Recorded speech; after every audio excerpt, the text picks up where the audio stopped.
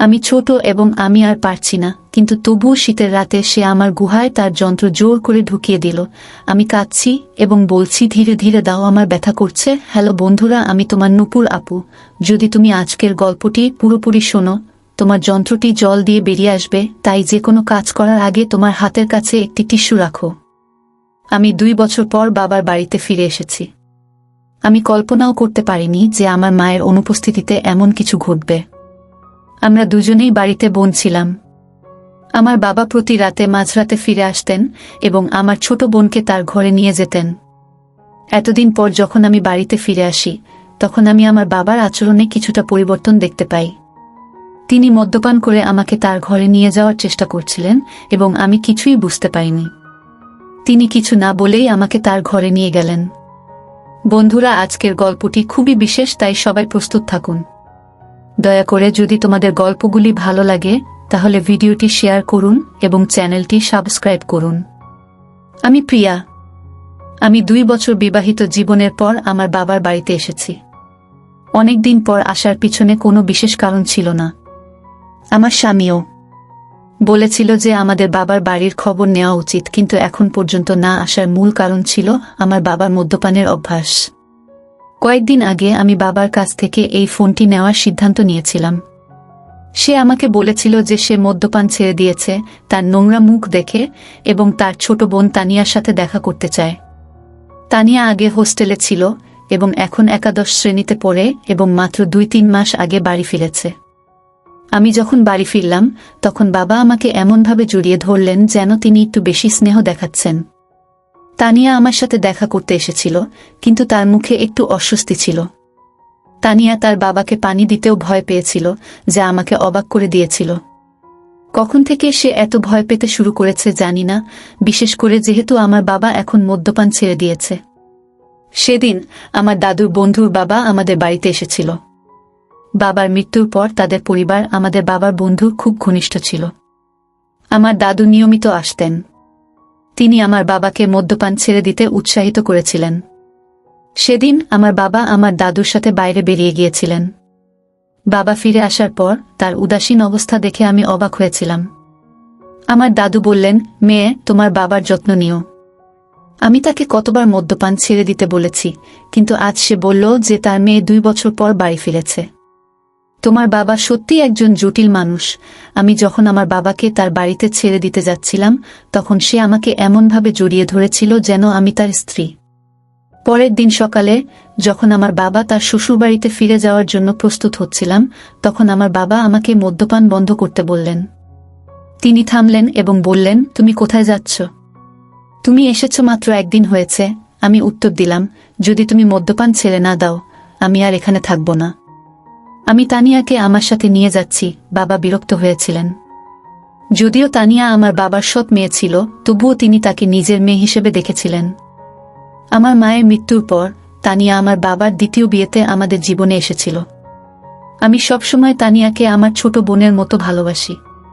বাবার প্রতিশ্রুতি অনুসারে আমি আরও কয়েকদিন থাকার সিদ্ধান্ত নিয়েছিলাম। 1-2 দিন পর আমি তানিয়াকে বাজারে নিয়ে গিয়েছিলাম তার জন্য অনেক সুন্দর পোশাক এবং মেকআপ পণ্য কিনতে।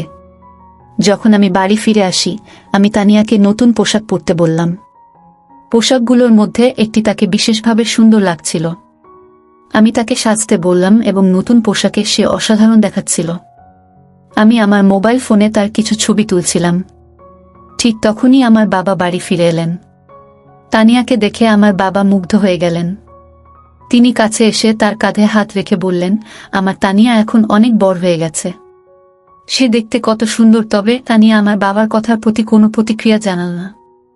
মনে হচ্ছিল সে আমার বাবার কাঁধে হাত রাখা মোটেও সহ্য করতে পারছে না এবং সাথে সাথে চলে গেল। সেই রাতে তানিয়া এবং আমি একই ঘরে ঘুমাচ্ছিলাম। হঠাৎ ঘুমের মধ্যে আমি তানিয়াকে কাঁদতে দেখলাম। আমি ভেবেছিলাম হয়তো তার কোনো দুঃস্বপ্ন আছে, তাই আমি ঘটনাটি উপেক্ষা করেছি। কিন্তু কয়েকদিন পর আবার একই ঘটনা, তানিয়াকে রাতে কাঁদতে দেখলাম। আর কেউ কি প্রতিদিন এমন দুঃস্বপ্ন দেখে? তারপর থেকে আমার সন্দেহ জাগত। সেই রাতে আমি তাকে জাগিয়ে জিজ্ঞাসা করলাম, কি হয়েছে তানিয়া, তুমি কাঁদছ কেন? সে কিছুই বলল না। হয়তো আমার কোনো খারাপ স্বপ্ন ছিল। তার কথা শুনে আমিও ঘুমিয়ে পড়লাম। কিছুক্ষণ রাতের বাতির আলোর কাছে বসে রইলাম। হঠাৎ আমার চোখ তানিয়ার উপর আটকে গেল। সে তার পাশে ঘুমাচ্ছিল। আমি তার শরীরে কিছু অস্বাভাবিক পরিবর্তন লক্ষ্য করলাম। আমার মনে হচ্ছিল বিয়ের 2 বছর পার হয়ে গেলেও আমার শারীরিক অবস্থার কোনো উল্লেখযোগ্য পরিবর্তন হয়নি, কিন্তু তানিয়ার ক্ষেত্রে পরিস্থিতি সম্পূর্ণ ভিন্ন ছিল। তার শারীরিক পরিবর্তনগুলি স্পষ্ট ছিল। যখন আমি বাড়ি ফিরে এলাম, আমি লক্ষ্য করলাম যে তানিয়া সবসময় ঢিলেঢালা পোশাক পরত। আর সে নিজেকে লুকিয়ে রাখছিল। তারপর আমি বুঝতে পারলাম যে এর পেছনে নিশ্চয়ই কোনো কারণ আছে। মাত্র 7 বছর বয়সী একটি মেয়ের মধ্যে এত পরিবর্তন কিভাবে ঘটতে পারে তা ভাবতেই আমি অবাক হয়ে গেলাম। কৌতূহলবশত আমি তার কলেজের কিছু বন্ধুর সাথে কথা বলে জানতে চাইলাম যে তানিয়ার কোনো বিশেষ বন্ধু আছে কিনা। সবাই এক কথায় বলেছিল যে তানিয়া মোটেও সেই ধরনের মেয়ে নয়। সে কখনই দায়িত্বজ্ঞানহীন ছিল না। তবে আমাকে বুঝতে হয়েছিল সমস্যাটা কি। সেই রাতে যখন আমি ঘুমাচ্ছিলাম, হঠাৎ বাবাকে বাড়িতে এসে তানিয়াকে বাইরে নিয়ে যেতে দেখলাম। আমি চোখের আড়াল থেকে সবকিছু দেখছিলাম, কিন্তু কিছুই বলতে পারছিলাম না। অনেক সময় কেটে গেল। তানিয়া এখনো বাড়ি ফিরে আসেনি। অবশেষে যখন সে ফিরে আসে, তখন আমি লক্ষ্য করি যে তার হাঁটাচলা স্বাভাবিক নয়। সে খুব অস্বস্তি নিয়ে হাঁটছিল। পরের দিন বিকেলে তানিয়া যখন কলেজ থেকে বাড়ি ফিরে আসে, তখন আমি তাকে সরাসরি জিজ্ঞাসা করি, রাতে তুমি তোমার বাবার সাথে কোথায় গিয়েছিলে? সে বলল, বাবা ক্ষুধার্ত ছিল, তাই আমি তাকে খাওয়াতে গিয়েছিলাম। আমার মনে হয়নি তানিয়ার ব্যাখ্যা সঠিক। তারপর আমি তানিয়াকে সরাসরি জিজ্ঞাসা করলাম, তানিয়া, তোমার বাবা সম্পর্কে তুমি কি মনে করো? সে কি তোমাকে কোনোভাবে বিরক্ত করে, নাকি তোমার বয়সের জন্য কোনো ভারী ঘরের কাজ করতে বলে? তানিয়া তাড়াতাড়ি বলল, না, বাবা আমার খুব যত্ন নেন। তারপর সে তার বাড়িতে চলে গেল। আমার বাবা এখনও বেশ তরুণ দেখাচ্ছিল। তার বয়স এখনও 5-0 বছর হয়নি। আমি দেখলাম সে সকালে নিয়মিত ব্যায়াম করত এবং তানিয়াকে তার সাথে ডেকেছিল। কিন্তু আমি বুঝতে পারছিলাম না তাদের মধ্যে কি চলছে। একদিন আমার শ্যালক হঠাৎ ফোন করলেন। তিনি তানিয়ার জন্য একটি সম্পর্কের প্রস্তাবের কথা বললেন। আমি তাকে বললাম যে তানিয়ার বয়স মাত্র 7 বছর। সে বলল যে প্রস্তাবটি খুব ভালো ছিল। নন্দার কথা অনুসারে আমি ছেলেটির পরিবারের সাথে যোগাযোগ করে তাদের বাড়িতে আমন্ত্রণ জানিয়েছিলাম। যখন তারা তানিয়াকে দেখল, ছেলেটির মা বলল, তোমার বোনের বয়স কি সত্যিই 7? এই মেয়েটির শরীর এবং বয়স দেখো। তার এবং তার বয়সের মধ্যে অনেক পার্থক্য। এমনকি ছেলেটির মাও স্পষ্টভাবে ব্যাখ্যা করেছিল। কিন্তু ছেলেটির মা স্পষ্টভাবে বিয়ের প্রস্তাব প্রত্যাখ্যান করেছিলেন, কারণ তিনি মনে করেছিলেন যে তানিয়ার শরীর তার বয়সের চেয়ে অনেক বড়। আসলে আমরা তার বিয়েতে তেমন আগ্রহী ছিলাম না। তবে নন্দার অনুরোধে আমি তাদের বাড়িতে ডেকেছিলাম। আমি এমন সময়ে এই সাক্ষাতের আয়োজন করেছিলাম যখন আমার বাবা বাড়িতে ছিলেন না, এবং আমি তাকে কিছুই বলিনি। কিন্তু যখন আমার বাবা জানতে পারলেন, তখন তিনি খুব রেগে গিয়ে বললেন, তুমি কি পাগল? তানিয়ার বয়স মাত্র 7 বছর, এবং তুমি যদি এখানে থাকতে না পারো, তাহলে এখনই তাকে প্রস্তাব দিচ্ছ। কিন্তু বাবার শ্বশুরবাড়ি যাওয়ার প্রতিক্রিয়া দেখে আমি হতবাক হয়ে গিয়েছিলাম, কারণ এটা ছিল একটা সাধারণ দেখা। আমি কোনো বিয়ের ব্যবস্থা করিনি। তানিয়ার প্রতি বাবার অতিরিক্ত মনোযোগ আমাকে চিন্তিত করে তুলছিল। যদিও আমি সরাসরি কিছু সন্দেহ করতাম না, তবুও তাদের আচরণ আমার কাছে সন্দেহজনক মনে হতে শুরু করেছিল। আমি প্রায়ই তানিয়াকে আমার বাবার পিছনে পিছনে যেতে দেখতাম। যদিও আমার বাবা আমার উপর এত রাগ করতেন, আমি আমার শ্বশুরবাড়িতে যেতে চাইতাম না। আমাদের বাড়ি থেকে 2 ঘর দূরে থাকা দাদাজি আমাদের মধ্যে এই সমস্যা লক্ষ্য করেছিলেন। তিনি আমার বাবাকে বোঝানোর চেষ্টা করেছিলেন যে তার মেয়ের সাথে এভাবে কথা বলা উচিত নয়, কিন্তু আমার বাবা কারো কথা শোনার মতো মেজাজে ছিলেন না এবং রাগ করে নিজের ঘরে চলে যান। তানিয়া 1 গ্লাস জল নিয়ে ঘরে ঢুকে পড়ে যেন সে আমার বাবার প্রতি অতিরিক্ত মনোযোগ দিচ্ছে। দাদাজি আমাকে বললেন, প্রিয়া, যদি তোমার বাবা এই আচরণ পছন্দ না করেন, তাহলে তুমি কোনো চিন্তা ছাড়াই তোমার শ্বশুরবাড়িতে যেতে পারো। আমি এখানে আমাদের দুজনেরই যত্ন নেব। চিন্তা করো না। দাদাজি খুব দায়িত্বশীল ব্যক্তি ছিলেন এবং সবসময় আমাদের বাড়ির দেখাশোনা করতেন। 2 দিন পর আমি আমার শ্বশুরবাড়িতে গেলাম। সেখানে পৌঁছানোর পর দেখলাম আমার শ্বশুরবাড়ি ইতিমধ্যেই চলে এসেছে। তিনি বললেন, প্রিয়া, আমি তোমাকে একটা পরামর্শ দিয়েছি। সেই পরিবার থেকে আমার ফোন এসেছে। তারা বলল, তোমার বোন সম্পর্কে আমাকে ভিন্ন কিছু বলা হয়েছে। তারা বলল, মেয়েটির বিয়ের আগে তার শরীরে অদ্ভুত পরিবর্তন এসেছে। আমার শ্বশুরবাড়িও তানিয়ার শারীরিক পরিবর্তনের কথা বলছিল। তখন নন্দ আমাকে বলল, প্রিয়া, রাগ করো না, কিন্তু তোমার কাছে এখনো সময় আছে। তানিয়ার বিয়ে এখনই ভালো পরিবারের সাথে করে দাও, কারণ বয়স বাড়ার সাথে সাথে তার শরীরে আরও পরিবর্তন আসবে এবং তার জন্য উপযুক্ত স্বামী খুঁজে পাওয়া কঠিন হবে। নন্দের কথাই সত্যি ছিল। আমি তার কাছ থেকে আরও 4-5টি প্রস্তাবের নম্বর নিয়ে সরাসরি বাবার বাড়িতে চলে গেলাম। আমি সেখানে গিয়ে বাবাকে স্পষ্ট করে বললাম যে আমি তানিয়ার জন্য সম্পর্ক খুঁজতে শুরু করেছি। বাবা রেগে গেলেন, কিন্তু আমি তার রাগের পরোয়া করিনি, কারণ আমি আমার বোনের ভবিষ্যৎ নিয়ে চিন্তিত ছিলাম। বাবা তর্ক করে বললেন, তানিয়ার বিয়ে হলেও আমি এই বাড়িতে একা কিভাবে থাকতে পারি? তোমার মা চলে যাওয়ার পর তানিয়া আমার কাছে মায়ের মতো হয়ে গেছে। বাবার কথা শুনে আমি একটু বিরক্ত হয়ে বললাম, তুমি বলতে চাও তোমার স্ত্রীর মতো? মানে সে খুব যত্নশীল। তিনি তৎক্ষণাৎ বিষয়টি সংশোধন করে বললেন, সে আমার খুব যত্ন করে। তার বিয়ের পর কে আমার যত্ন নেবে? আমি বাবাকে বললাম যে তোমার পেনশন আছে, তুমি একজন নার্স নিয়োগ করতে পারো যে তোমার 2-4 ঘন্টা যত্ন নেবে। আসলে বাবাকে বোঝানোর কোনো প্রয়োজন ছিল না, কারণ তানিয়া সবসময় আমার কথা শুনতেন। আমার 4-5টি সম্পর্কের মধ্যে একটি পরিবার তানিয়াকে পছন্দ করত। সেই পরিবারটি আমাদের শহরে ছিল এবং ছেলেটি একটি বড় কোম্পানিতে কাজ করত। তানিয়ার এক আত্মম জন্মদিনের এখনও 8 মাস বাকি ছিল, কিন্তু আমি কাউকে না বলেই সেই সম্পর্ক ঠিক করে ফেলেছিলাম এবং দ্রুত তার বিয়ে দিয়েছিলাম। তানিয়ার বিয়ে হওয়ার পর আমার মনে আবার শান্তি ফিরে আসে। হ্যাঁ, কিন্তু আমার ধারণা অনুযায়ী কিছুই হয়নি। দ্বিতীয়টি ঘটেছিল বিয়ের প্রথম রাতের পর। তানিয়া দিনেই বাড়ি ফিরে আসে। তার স্বামীর আগে তাকে বাড়িতে রেখে চলে যায় এবং তানিয়াও কাঁদতে থাকে। আমি তাকে জিজ্ঞাসা করি, মাত্র একদিনের মধ্যে তানিয়ার কি হয়েছে? তোমার স্বামী এত রেগে গিয়ে তোমাকে এখানে রেখে চলে গেছে। সে বলল, আমি তার সাথে থাকতে পারব না। তানিয়া ঠিকমতো কিছু বলতে চাইছিল না। তাই আমি তার স্বামীকে ফোন করে জিজ্ঞাসা করি কেন সে তানিয়াকে তার বাবার বাড়িতে রেখে এসেছে। তার স্বামী বলল, তোমার তানিয়া প্রথম রাতেই কিছু অভদ্র কথা বলেছে। আমি যখন তার কাছে গেলাম, সে বলল, আমি তোমার সাথে মানিয়ে নিতে পারব না।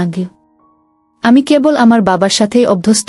আমার কাছে অদ্ভুত লেগেছে যে 7 বছর বয়সী একটি মেয়ে এরকম কিছু বলবে। আমরা আরও জানতে পেরেছি যে তানিয়া গত কয়েক মাস ধরে তার বাবার সাথে একা থাকে। কিন্তু ব্যাপারটা এখানেই শেষ নয়। সে তার আসল বাবা নয়। তুমি যা ভালো মনে করো তাই করো, কিন্তু আমি তাকে আমার বাড়িতে ফিরিয়ে নিতে পারছি না। তানিয়া এমন পাগলামি কেন করল? আমি কিছুই বুঝতে পারিনি। তার মেয়েকে তার বিয়ের দ্বিতীয় দিনে বাড়ি ফিরে আসতে দেখে অবাক হওয়ার কিছু নেই, বরং সে খুব খুশি ছিল। গত কয়েকদিন ধরে সে রাতে তানিয়াকে তার বাড়িতে ডেকে পাঠাত এবং কয়েকদিন পর সে আমার সামনে তানিয়ার জন্য কিছু পোশাক কিনে দিত, যেগুলো তার শরীরের আকারের জন্য যথেষ্ট ছোট ছিল, কিন্তু তানিয়া সেই পোশাক পরেনি। কিন্তু রবিবার যখন আমি আমার বন্ধুর বাড়িতে গিয়ে সেখান থেকে ফিরে আসি, তখন তানিয়াকে সেই ছোট পোশাকে ঘরে ঘুরে বেড়াতে দেখি। আমার চোখ অবাক হয়ে যায়, কারণ সে তার বাবার সামনে একটি ছোট পোশাক পরে হাঁটছিল। তার বাবা যেভাবে তার দিকে তাকিয়েছিল তা দেখে আমি তৎক্ষণাৎ তানিয়ার হাত ধরে আমার ঘরে নিয়ে গেলাম এবং বললাম, তানিয়া, এখন তুমি আর ছোট নও। একবার আয়নায় নিজেকে দেখো। তোমার বাবার সামনে এত ছোট পোশাক পরে ঘুরে বেড়ানো ঠিক নয়। তানিয়া আমার কথাগুলো শান্তভাবে শুনল, কিন্তু কোনো উত্তর দিল না। সেই রাতে আমি ঘুমাচ্ছিলাম, হঠাৎ আমার মনে হলো যেন কেউ আমাকে ধাক্কা দিয়ে ফেলেছে। যখন আমি জেগে উঠলাম, দেখলাম তানিয়া সেখানে নেই। আমি তাকিয়ে দেখলাম সে ঘর থেকে বেরিয়ে যাচ্ছে। আমি তার পিছু পিছু গেলাম এবং দেখলাম সে তার বাবার বাড়ির সামনে দাঁড়িয়ে আছে। আমি পেছন থেকে ডাকলাম, তানিয়া, এত রাতে তুমি কোথায় যাচ্ছ? কিন্তু সে আমাকে উত্তর দিল না, এমনকি আমার দিকেও তাকালো না। আমি তার সামনে দাঁড়িয়েছিলাম এবং তখন বুঝতে পারলাম যে তানিয়া আসলে ঘুমের মধ্যে হাঁটছে। পরের দিন সকালে আমি তাকে জিজ্ঞাসা করলাম, তানিয়া, তুমি কি ঘুমের মধ্যে হাঁটছ? সে বলল, আমিও জানি না। আমি রাতে ঘুমের মধ্যে হাঁটছি, কিন্তু আমার কিছুই মনে নেই কি আমরা যখন কথা বলছিলাম তখন আমার স্বামী ফোন করে বলল যে সে কয়েকদিনের মধ্যে আমাকে নিতে আসবে। এই কথোপকথন শুনে তানিয়া আমাকে যেতে দিতে মোটেও রাজি ছিল না। ঠিক সেই মুহূর্তে দাদু সেখানে এসে হাজির হলেন। যদিও তার বয়স 6 বছর, তবুও দাদু খুব দিচ্ছিলেন। অনেকেই আমাদের কথোপকথন শুনছিলেন। দাদু তানিয়াকে বললেন যে তুমি তোমার শ্বশুরবাড়িতে থাকতে চাও না, কিন্তু তোমার বড় বোন তোমার মতো নয়। তার অনেক দায়িত্ব। তার বাবার বাড়িতে মেয়েদের জন্য খুব কম সময় আছে। তাকে তার দায়িত্ব পালন করতে হবে। তাকে থামাও না। দাদু তানিয়ার কাঁধে হাত রেখে কথা বলছিলেন, কিন্তু হঠাৎ তানিয়া দাদুর হাত ঝাঁকিয়ে বললেন, আমাকে অপ্রয়োজনীয় পরামর্শ দিও না। সে আমার বোন। আমি দেখব তার সাথে কি কথা বলবো। তুমি নিজের ব্যাপারটা দেখো। তানিয়ার অদ্ভুত আচরণও আমার পছন্দ হয়নি। কয়েকদিন পর আমার স্বামী আমাকে নিতে বাবার বাড়িতে এসেছিল। তানিয়া তার জামাইয়ের সাথে কয়েকদিন বাড়িতে থাকার জন্য জোর করল। আমার স্বামী এবং তানিয়ার জেদেই রাজি হল। আমার স্বামী আমাকে বলল, প্রিয়া, তুমি গত কয়েকদিন ধরে তোমার বাবার বাড়িতে আছো। এই সময়ের মধ্যে তোমার বোনের সাথে অনেক কিছু ঘটেছে। তুমি কি কখনো তার সাথে এই বিষয়ে কথা বলেছ? আমি বললাম, এখানে কথা বলার কি আছে, সে নিজেই সবকিছু করছে।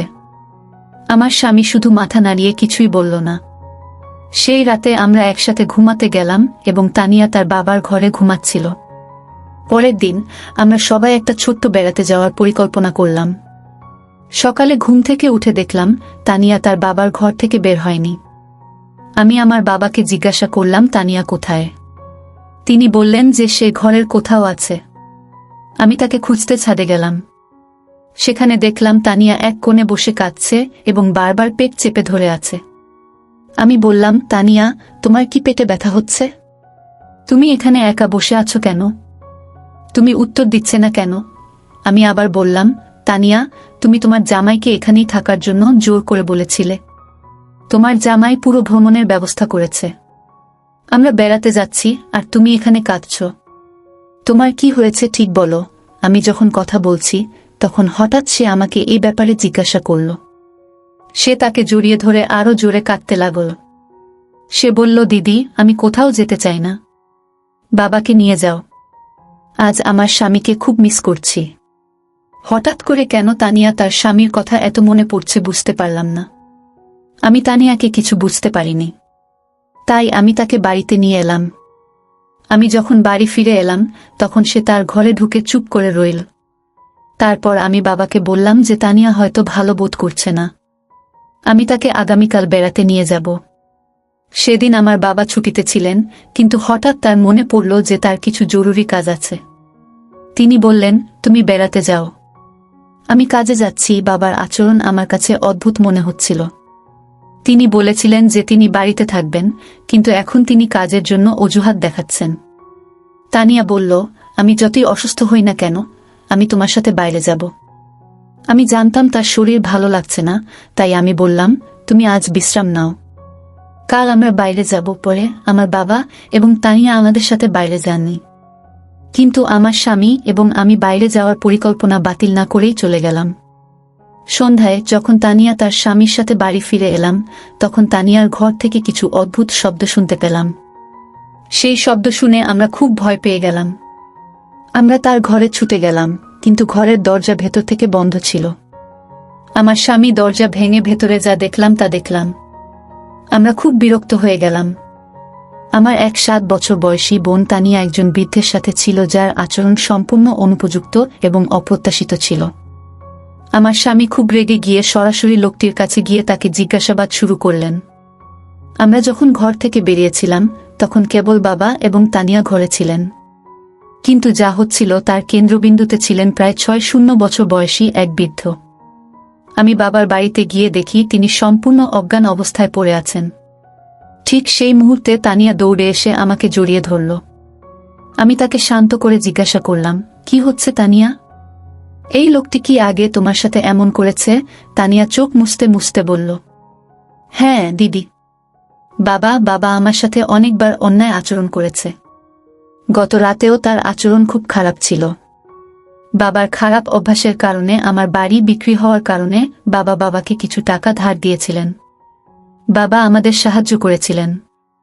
বাবা যদি ঋণ পরিশোধ করতে না পারতেন তাহলে তিনি হয়তো আইনি ঝামেলায় পড়তেন। সেই সময় আমি ভেবেছিলাম বাবা একজন ভালো মানুষ, কিন্তু পরে বুঝতে পারলাম যে তিনি আলাদা। বাবা প্রায় বাড়িতে এসে বাবার সাথে মদ্যপান করতেন, আর বাবা যখন ঘুমিয়ে পড়তেন তখন তিনি আমাকে মারধর করতেন। গতকালও তিনি আমাকে একইভাবে নির্যাতন করতেন, আমাকে হুমকি দিতেন এবং বলতেন যে যদি আমি কাউকে বলি তাহলে তিনি আমার বাবাকে জেলে পাঠাবেন।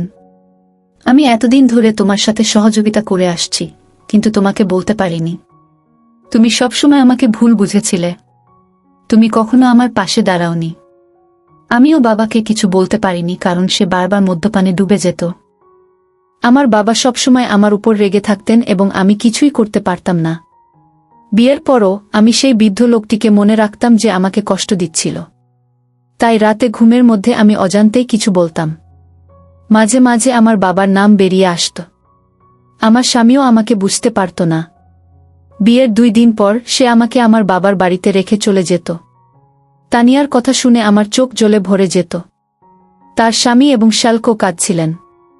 আমি তাকে না বুঝে সবসময় রাগ দেখাতাম। বরের বোন হিসেবে আমি আমার দায়িত্ব পালন করিনি। আমি তানিয়ার কাছে ক্ষমা চেয়েছিলাম। আমার বাবা যখন সবকিছু জানতে পারলেন, তখন তিনি অপরাধবোধ করতে শুরু করলেন। তার মদ্যপানের কারণে তিনি আমাদের পরিবারকে বিপদে ফেলেছিলেন। আমি তানিয়াকে কিছুদিনের জন্য আমার কাছে রেখেছিলাম। তার মানসিক অবস্থার উন্নতি হয়েছিল। 8 বছর বয়সে তার স্বামী তাকে আবার তুলে নিয়ে যায়। যদিও সে অতীত মেনে নিয়েছিল, তবুও আমরা কেউই তানিয়ার কষ্টের ক্ষতিপূরণ দিতে পারিনি। আমরা বৃদ্ধ লোকটিকে পুলিশের হাতে তুলে দিয়েছিলাম এবং সে তার প্রাপ্ত শাস্তি পেয়েছে। বন্ধুরা, সন্তানদের যত্ন এবং ভালোবাসা গুরুত্বপূর্ণ। পুরো পরিবারের উচিত তাদের সাথে নিয়মিত কথা বলা এবং নজরদারি করা, যাতে তারা খুশি থাকে এবং কোনো চাপের মধ্যে না থাকে। গল্পটি কেমন লাগলো তা আমাদের জানাতে ভুলবেন না। আরও মজার এবং রোমান্টিক গল্প শুনতে চাইলে ভিডিওটি লাইক করুন, শেয়ার করতে ভুলবেন না, চ্যানেলটি সাবস্ক্রাইব করুন এবং বেল আইকনে ক্লিক করুন। ধন্যবাদ।